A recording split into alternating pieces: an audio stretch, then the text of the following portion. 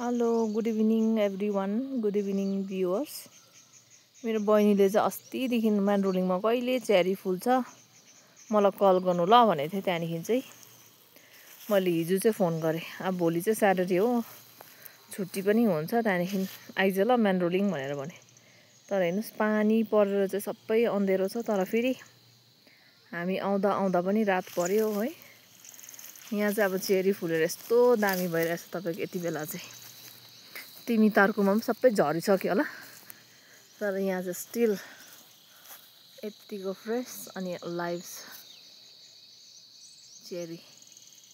अनि यसको चाहिँ रस पनि मिठो हुँदो रहेछ। अघि मैले खाइहेरेको।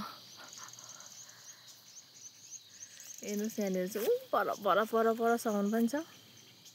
त्यो परको चाहिँ झन् अझै दामी फुलेको रहेछ। पर चाहिँ अझै फ्रेस रहेछ। यहाँ हेर्नुहोस् यो चाहिँ तपाईँको थर्ड क्यापिटल अफ सिक्किम तुमलङ। त्यहाँदेखि त्यहाँनिर चाहिँ म्यान्ड्रोलिङ गुम्बा। ल एकछिन आए ऊ माथि चाहिँ लाब्राङ। अब यहाँनिर बहिनीले बोलाउँदैछ फोटो खिच्नु अरे। ल